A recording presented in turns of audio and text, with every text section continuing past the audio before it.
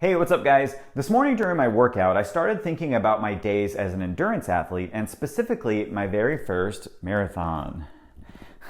After all the training, it was only during the race that I realized I was actually in two races.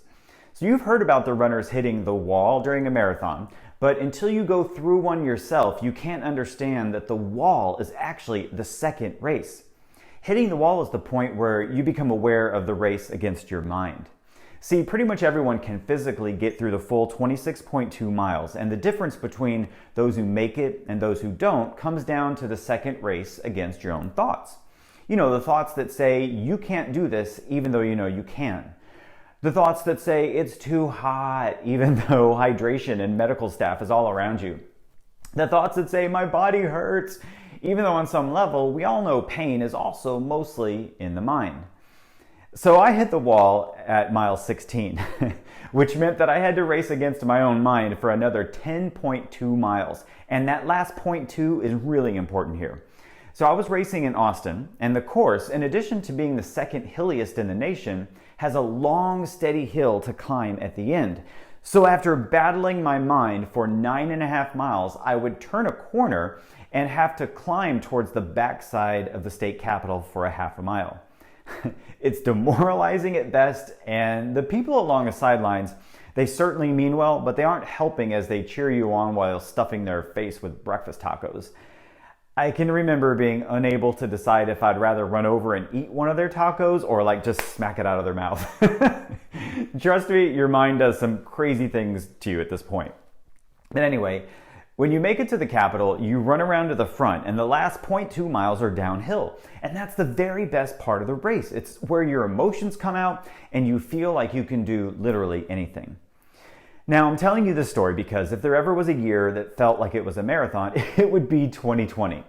No doubt you started the year with a vision for your life and goals for your business, and then we all collectively hit a wall. And I don't know about you, but there have been days where I wish the year would just be over, and others where I've been incredibly grateful for the space to be creative and to think deeply about life. But for all of us, I know it's been a mental race one way or another. And now here we are at the last 90 days of the year. I mean, I know there are 4 months left on the calendar, but in real estate, nearly everything you work on in December will close in 2021. And that means the end of November is the end of your production year. So how can you make it to the end feeling like you can do anything? Well, here's how. Recall what you envisioned for the year back in January and take an honest look at what you've actually accomplished. And then compare the two and acknowledge any gap that exists. Now, tell yourself the truth. Do you still want what you said you wanted in January? Is the vision still the same? If the answer is yes, then just keep running. But if not, take the time to establish a new goal that will inspire you for the next 90 days. Now, again, you have to be honest with yourself here. I mean, what do you really want? Because life is giving everyone a perfect opportunity to fearlessly answer that question.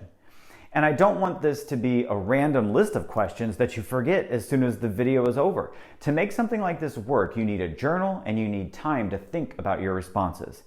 I mean, one of the best-selling books of all time isn't called Do and Grow Rich, it's called Think and Grow Rich.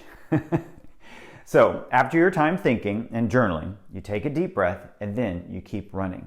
And whether you end up setting a new target or pushing forward towards your original goal, remember that people living the top producer life have developed the discipline to remain focused on the basics.